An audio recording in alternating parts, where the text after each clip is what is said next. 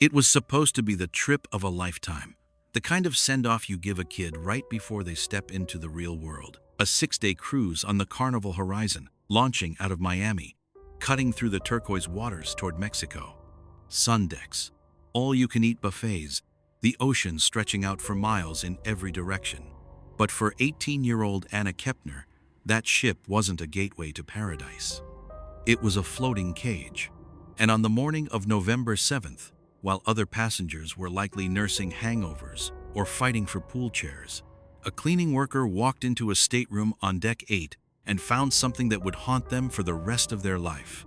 It wasn't just that Anna was dead, it was how she was found. She hadn't collapsed from a medical episode. She hadn't slipped in the shower. Her body was wrapped in blankets, painstakingly covered with life jackets, and shoved underneath her own bunk bed. She was stuffed there like luggage, like garbage. And the most chilling part? Her 14-year-old biological brother had slept in that room the night before.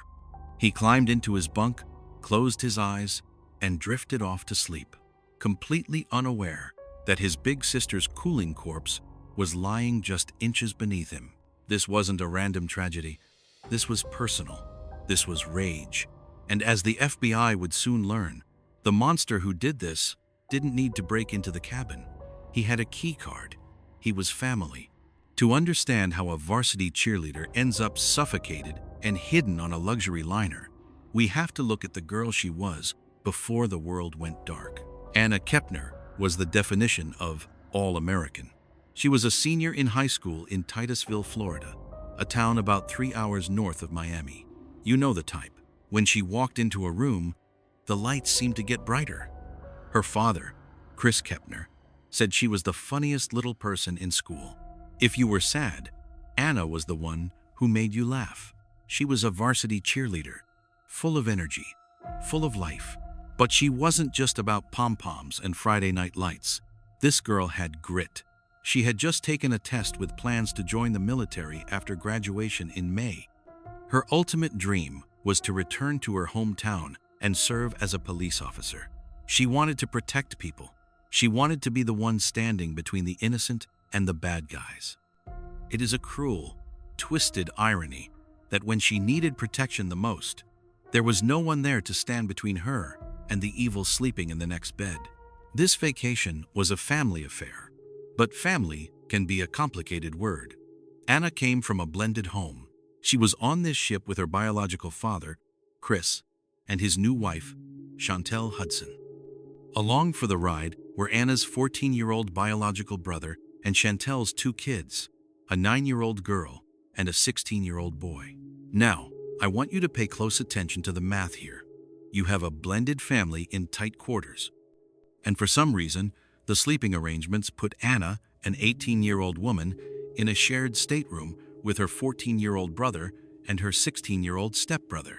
3 teenagers, 1 small room, and 1 simmering obsession that nobody seemed to take seriously until it was too late. The sun is going down on this case, and the shadows are getting long. Speaking of time, welcome to the investigation. I'm Detective Brooks. I need you to do me a favor. Look at your watch or your phone. Let me know in the comments. What time is it where you are right now? I always like to know how late my fellow detectives are staying up to work these cases. Are you burning the midnight oil with me? Let me know. Now, let's get back to the timeline, because things on the Carnival Horizon were about to take a dark turn. According to those who knew Anna best, the tension in that family didn't start when they boarded the ship. It was brewing long before they ever left the port of Miami. There were whispers, dark murmurs about the dynamic between Anna and her 16-year-old stepbrother. The father of Anna's ex-boyfriend spoke out, and what he described is the stuff of nightmares. He said this stepbrother was obsessed with Anna. He was infatuated with her, attracted to her like crazy, and had always wanted to date her, despite the fact that their parents were married. It gets worse. This wasn't just a schoolboy crush. It was predatory. The ex-boyfriend's father claimed Anna was actually scared of this kid. Why? Because he reportedly carried around a big knife. Imagine living in a house where the person obsessed with you is armed and sleeps down the hall. Now imagine being trapped on a boat with him, in the middle of the ocean, sharing the same bedroom.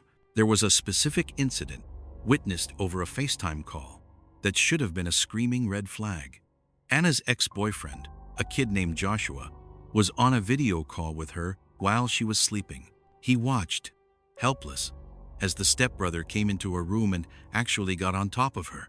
Joshua tried to warn the parents. He said, "I tried to tell the parents that this was happening, and they didn't want to believe me. They brushed it off. They ignored it." And now, they were all together on a 6-day cruise, isolated by miles of open water. November 6th. The cruise is nearing its end. The ship is making its way back from Mexico toward Florida. It's the last night to enjoy the freedom of the sea. The family goes to dinner, but Anna isn't feeling right. She tells them she's not feeling well. Maybe it was seasickness. Maybe it was just a desire to get away from the suffocating tension of that family dynamic. She excuses herself from the table. She leaves the bright lights and the noise of the dining hall and heads back to the cabin alone. Surveillance footage, because remember, cruise ships are like floating cities with cameras everywhere except the cabins, shows Anna walking down the corridor. She reaches the door of the stateroom she shared with the boys. She swipes in. She walks inside, and she never walks out again. The timeline gets murky here, muddy with the chaos of teenagers coming and going. The Daily Mail reports that footage shows the 14-year-old biological brother and the 16-year-old stepbrother returning to the cabin later that evening, though not necessarily at the same time. The younger brother, the 14-year-old, leaves again to go take pictures of the ship. He's just a kid exploring.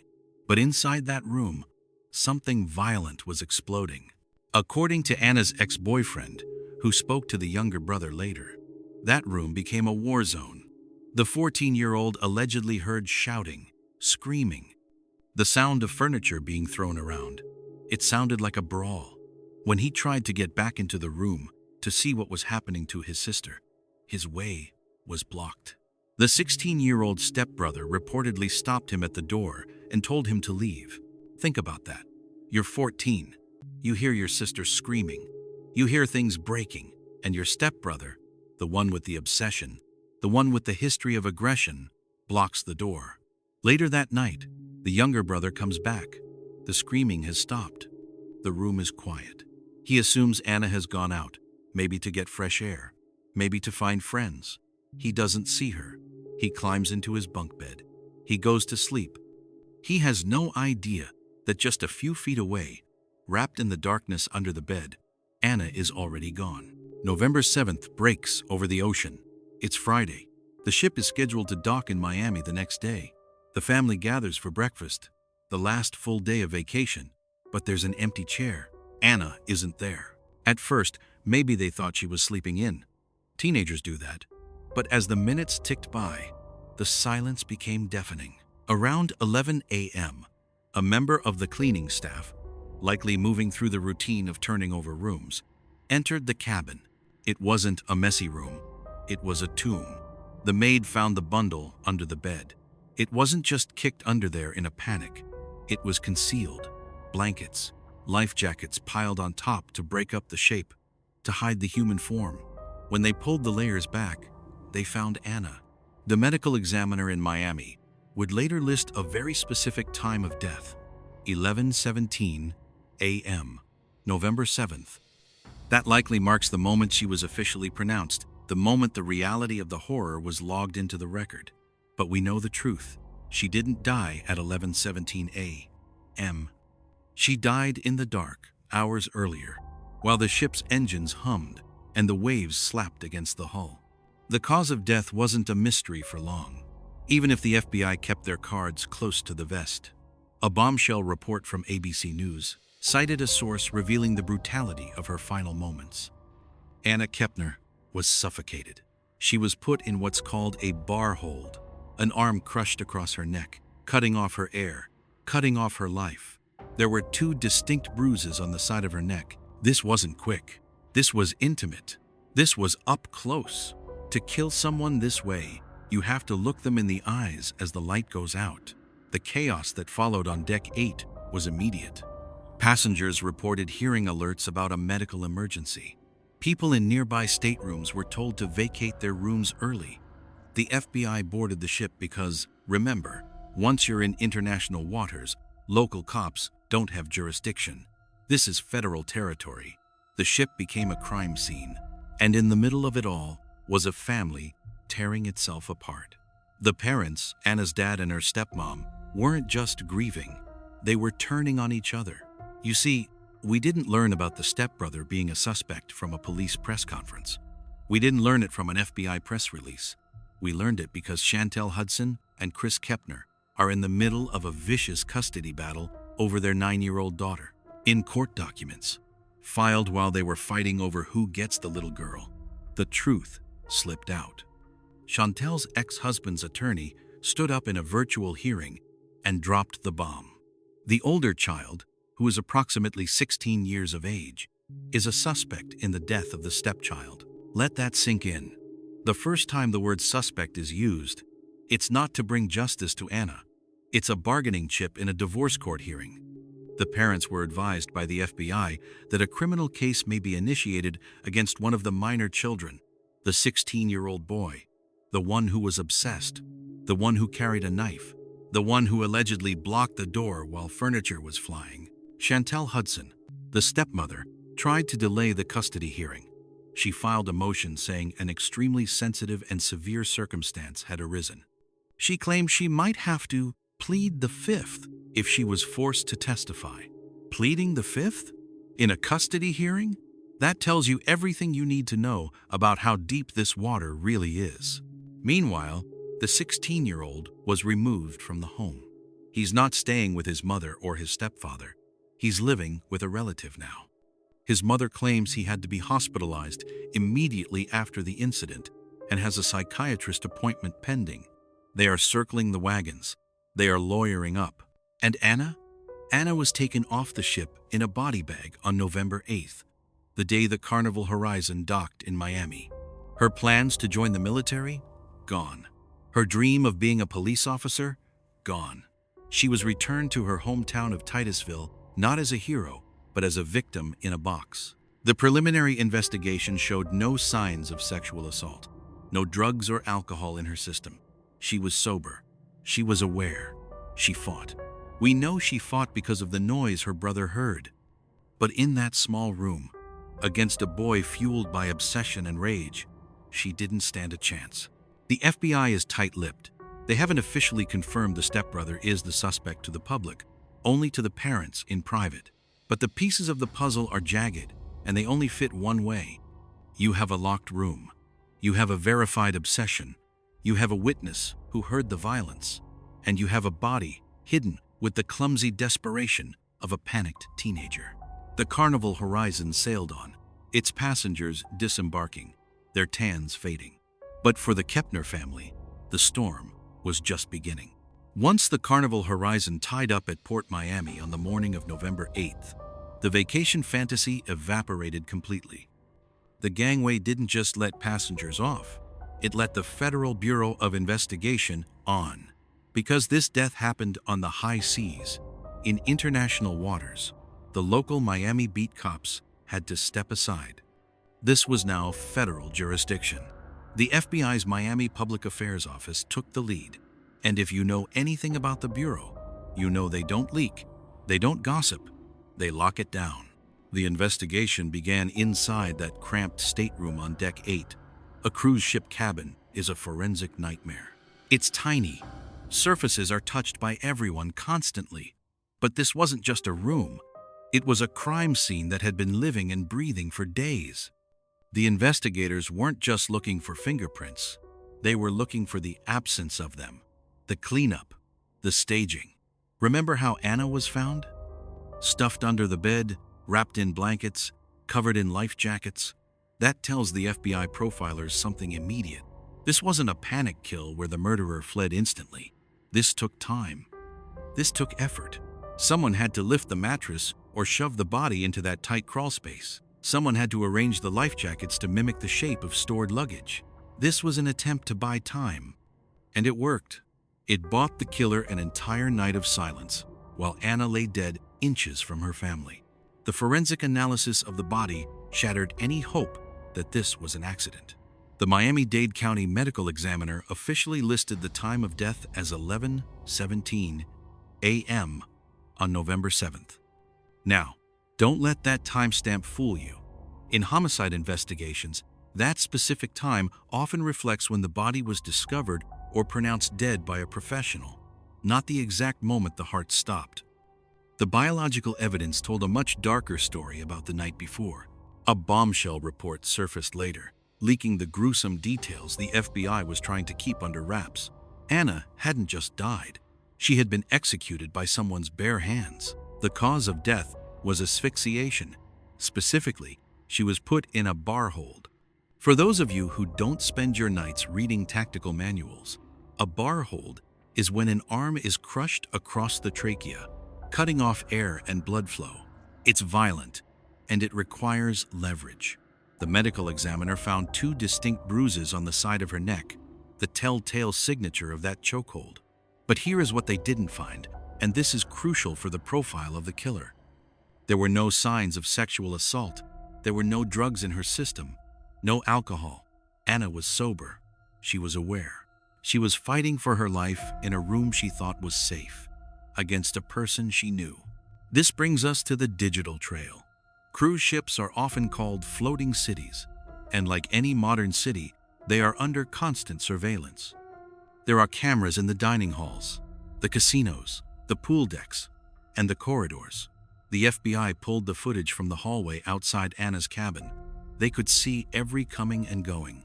They had the electronic keycard logs. Here is what the timeline showed. On the evening of November 6th, Anna leaves dinner early because she isn't feeling well. She walks down that hallway alone. She swipes her card. She enters the room. The camera never sees her walk out again. Later, the footage captures the traffic of the other occupants of that room, the 14-year-old biological brother and the 16-year-old stepbrother. They don't necessarily enter together. They come and go. The 14-year-old leaves to take pictures of the ship, playing tourist, while his sister is likely already dying or dead inside that room. And this is where the story hits a wall that makes you want to scream. We have a verified witness inside the room during the window of death. The 14-year-old brother told Anna's ex-boyfriend that he heard shouting and screaming coming from the cabin. He heard furniture being thrown around. It sounded like a brawl. But when he tried to enter the room to intervene, or just to see what was happening, he was physically blocked. The door was opened, but the path was barred. The 16-year-old stepbrother stood in the doorway and told him to leave. I'm looking at this case file and I'm scratching my head. The 14-year-old brother hears screaming and furniture crashing. He gets blocked from entering by his stepbrother. Then, later that same night, he comes back to the room, climbs into his bunk bed, and goes to sleep while his sister is stuffed under the mattress a few feet away. He says he thought she went out. But didn't the screaming worry him? Didn't the furniture being tossed around make him check the room? If you were the lead detective right now, how hard are you pressing this 14-year-old for answers? Is he a traumatized witness, or is he covering for someone? Write your theory in the comments below. Here is what the police actually did. They followed the aggression. The FBI turned their gaze squarely on the 16-year-old stepbrother. And what they found in his background turned this from a tragic mystery into a predicted disaster. This kid wasn't just an awkward teenager adjusting to a blended family. According to those close to Anna, he was a ticking time bomb. The father of Anna's ex-boyfriend, Joshua, went on record with Inside Edition to expose the rot inside that family dynamic. He stated the stepbrother was obsessed with Anna. He was infatuated with her, attracted to her like crazy, and had always wanted to date her, even though they were step-siblings living under the same roof. But obsession is one thing, capability is another. The investigation revealed that Anna was actually scared of him. Why? Because he reportedly carried around a big knife. He was armed, and he was fixated. The red flags were waving so hard, they were snapping in the wind. There was a prior incident that the FBI surely looked at closely. During a FaceTime call between Anna and her boyfriend, the boyfriend watched in horror as the stepbrother entered Anna's room while she was sleeping and climbed on top of her. The boyfriend tried to warn the parents.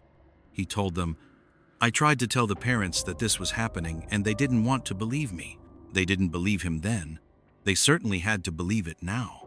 But building a murder case against a juvenile in the federal system is like trying to build a house of cards in a hurricane. The FBI has strict protocols. They can't just drag a 16-year-old into a dark room and sweat a confession out of him without his parents or legal counsel present. And the parents? They weren't exactly cooperating. This is where the investigation hit a bizarre, legal dead end that had nothing to do with a lack of evidence and everything to do with family preservation. Anna's father, Chris Kepner, and her stepmother, Chantel Hudson, lawyered up, but they weren't just protecting their son. They were fighting each other. In a twist that you couldn't make up, the revelation that the 16-year-old was the prime suspect didn't come from a press conference. It came from a messy custody battle over the 9-year-old sister. Chantel Hudson filed emergency motions to delay her custody hearings, claiming an extremely sensitive and severe circumstance had arisen. Her filing stated that she had been advised by the FBI that a criminal case may be initiated against one of the minor children. Her ex-husband's attorney was even more blunt in open court. The older child, who is approximately 16 years of age, is a suspect in the death of the stepchild. The wall of silence went up. Chantel Hudson indicated in court documents that she would plead the fifth rather than testify in the custody hearing to avoid incriminating herself or her son regarding the death on the cruise ship. The parents were effectively paralyzed, caught between a custody war and a homicide investigation. Meanwhile, the suspect, the 16-year-old boy with the knife and the obsession, was nowhere to be found. He wasn't in jail. He wasn't in a detention center. He had been hospitalized immediately after the incident, according to his mother. Why? We don't know. Was it a psychotic break? Was it self-inflicted injury? Or was it a defense strategy to keep him out of an interrogation room? His mother also mentioned he had a psychiatrist appointment pending. Now, he is reportedly living with a relative far away from the crime scene, far away from the parents who are fighting over the remaining child. The FBI was left with a sanitized crime scene, a body that spoke of a violent struggle, a timeline with a massive gap in the middle of the night, and a prime suspect who was legally shielded by his age and a wall of attorneys. They had the what, asphyxiation. They had the who, the stepbrother. They even had the why, a twisted, rejected obsession. But in the federal justice system, knowing who did it and proving it beyond a reasonable doubt are two very different things. As the weeks dragged on, the silence from the FBI became its own kind of torture for Anna's biological mother, who lived in Oklahoma and hadn't seen her daughter in years. She wasn't even told her daughter was dead by the father. She had to find out, like everyone else. She was banned from the memorial service, but vowed to go in disguise, wearing a wig and tall shoes, just to say goodbye to the child she lost. The investigation was stuck in the mud of procedural red tape. No arrest warrant had been signed. The stepbrother remained free, albeit under the care of relatives. The public was left wondering, can you really kill someone on a cruise ship, hide the body, walk off the gangway, and just wait it out? The clues were all there. The bruises on the neck, the blocked door, the 11:17 a.m. pronouncement of a death that happened hours prior in the dark. The FBI had the pieces. They just needed the glue to hold them together before the suspect slipped through the cracks of the juvenile justice system. In the world of true crime, we are conditioned to expect a certain rhythm. The crime happens, the detectives hunt, the gavel bangs, and the credits roll. We want the handcuffs. We want the perp walk. We want the confession that explains the unexplainable. But the case of Anna Kepner refuses to follow the script. Instead of a breakthrough, we have hit a wall of federal red tape and family secrets so dense that even the FBI is struggling to cut through it. As we stand here today, there is no arrest. There is no trial scheduled. The stepbrother, the boy with the knife and the obsession, is not sitting in a jail cell. He is reportedly living with a relative, far away from the crime scene, waiting for a psychiatrist appointment that his mother claims is vital. This is the maddening reality of the American justice system when a juvenile is involved. If this suspect were 18, his face would be on every news channel in the country. We would likely know his name, his history, and exactly what charges he was facing. But because he is 16, a veil of protection has descended. Retired NYPD Detective Tom Smith, who analyzed this case, laid out the hurdles the FBI is facing.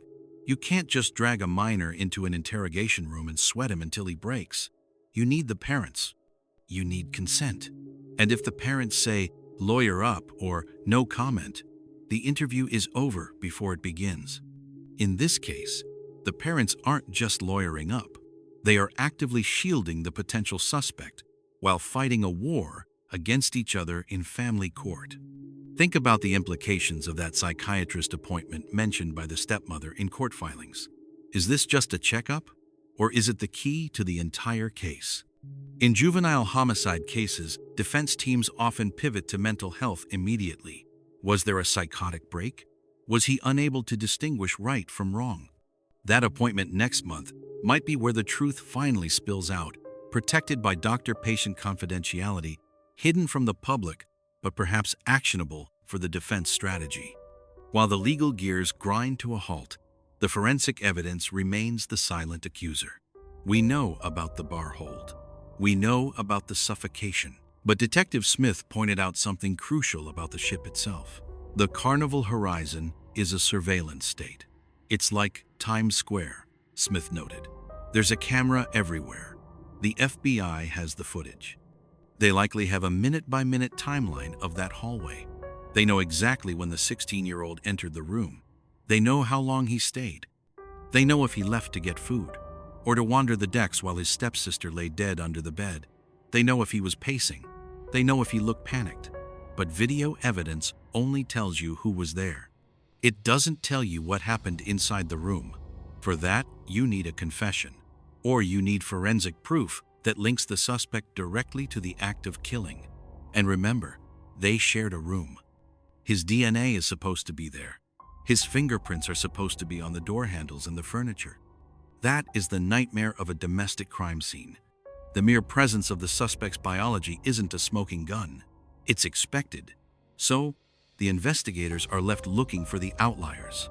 The scratches on the arms, the skin under the fingernails, the specific bruising pattern on the neck that matches a specific arm size or strength. They are looking for the anomalies in a sea of normal contact. While the FBI works in the shadows, the Kepner family has been forced to grieve in the spotlight of a spectacle they didn't ask for. The funeral for Anna Kepner was held at a church near her hometown of Titusville. It was supposed to be a moment of closure, a celebration of a life that was just starting to bloom. Her obituary described her perfectly. At just 18 years old, she filled the world with laughter, love, and light. But even her memorial was tainted by the fracture in her family.